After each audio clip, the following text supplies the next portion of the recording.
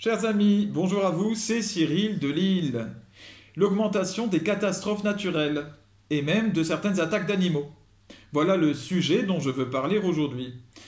L'augmentation des catastrophes naturelles dont je parle, c'est à la fois en nombre et en intensité, les deux. Je peux citer ce qui est arrivé récemment, il y a eu des séismes en Turquie, au Maroc, en Afghanistan, une inondation cataclysmique en Libye, les réveils de volcans aussi que l'on croyait éteints. Bon, et là, je pourrais remonter même encore, mais chacun voit bien que ça augmente. Et puis de toute façon, c'est scientifique. C'est un signe de la fin des temps. Voilà, un des signes importants de la fin des temps, l'augmentation des catastrophes naturelles.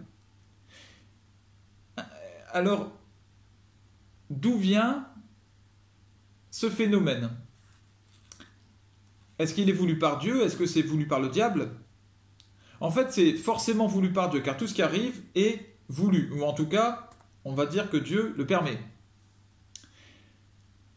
C'est un phénomène qui est voulu par Dieu, ou en tout cas qui est toléré par Dieu, pour pousser l'homme à la conversion.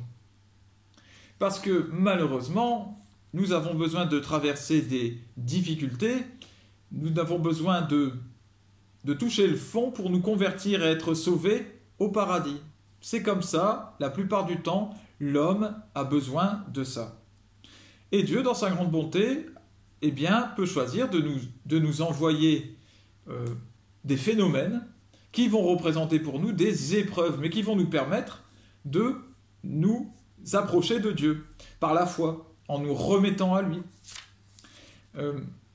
Dans l'espérance aussi, l'espérance d'un avenir meilleur, l'espérance aussi à la fin du salut, tout simplement, d'être sauvés au paradis. L'intérêt de notre Dieu, c'est que nous soyons sauvés dans la vie éternelle. S'il faut passer par des difficultés matérielles ici et maintenant pour nous sauver dans la vie éternelle, il le fera, parce qu'il nous aime de tout son cœur. Alors, ça pousse à la fois à la conversion pour ceux qui sont victimes et ceux qui sont autour. C'est-à-dire que ce n'est pas parce que, par exemple, là, les Afghans sont touchés par un séisme, ça ne veut pas dire que ces Afghans qui ont été touchés étaient des mécréants qui avaient besoin de conversion. Ce ne sont pas les gens qui sont touchés directement. Quand je dis que ça sert à la conversion, c'est pour le monde entier. Attention. Et comme le dit la Bible, il pleut sur les justes et sur les injustes. Bon, et les catastrophes naturelles peuvent toucher tout le monde, croyants, non-croyants, amis ou ennemis de Dieu. Alors, pour les victimes, donc, comme je le disais, ça va pousser à la foi, à l'espérance, à s'approcher de Dieu et du royaume éternel. Et pour ceux qui sont autour, en quoi est-ce que ça va les permettre de s'approcher de Dieu? En quoi est-ce que ça va les convertir? Eh bien, parce que ça va les pousser à la compassion et à la solidarité pour les autres, c'est-à-dire la charité. La charité qui est la force de Dieu par excellence, qui ne passera jamais. Donc, être poussé à la charité, c'est bel et bien s'approcher de Dieu. Ce qu'il faut nous dire dans cette affaire, c'est que notre époque devient tellement dure, les cœurs sont tellement secs, durs, qu'ils ne veulent plus se convertir, et que ces événements deviennent nécessaires dans leur force, dans leur intensité, pour nous pousser à nous convertir. Dieu Tout-Puissant, dans sa sagesse infinie, ne fait que s'adapter aux gens sur terre, au monde, j'allais dire. Il ne fait que s'adapter. Et c'est ce qu'il demande constamment à son Église, à tous ceux qui le servent, et lui-même le fait. Il s'adapte aux hommes et à leur cœur. Et il utilise des moyens à la hauteur de l'enjeu, à la hauteur nécessaire selon l'état de l'homme.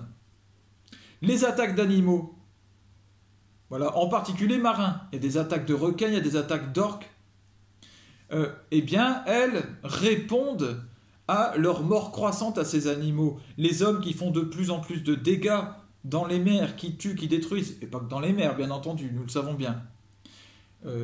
Moi, j'y vois, ça c'est mon avis personnel, ce n'est pas l'Église qui parle, mais je vois dans ces attaques d'animaux exponentielles, ou alors même dans les morts d'animaux qui viennent s'échouer de manière mystérieuse sur des plages, eh bien j'y vois les conséquences de cette activité humaine. Comme l'a dit le pape François, détruisez la création et la création vous détruira. Là, c'est une vérité d'église, pour le coup. Et c'est un fait qui est là, encore une fois, pour nous pousser à la conversion. Que l'homme comprenne quand même que sans Dieu, sans un protecteur plus fort que lui, plus grand que lui, face à la nature, il n'est rien, rien du tout. Face aux animaux ou bien plus encore face aux catastrophes naturelles, face aux puissances de l'univers qui sont autour de lui, l'homme n'est rien du tout qu'une poussière. Et il se fait écraser par les tsunamis, par les séismes, par les éboulements, par les je ne sais quoi, les écoulements de terrain, etc. Tout ce qui peut arriver, les incendies gigantesques, les séismes et compagnie. Alors, eh bien, béni soit Dieu, parce que tout ce qu'il nous envoie est pour notre bien, pour notre conversion. Et c'est tout ce que je souhaite pour tous ceux qui me regardent. Et priez pour moi, j'en ai besoin. Que Dieu vous bénisse et bénisse tous vos proches. À bientôt les amis.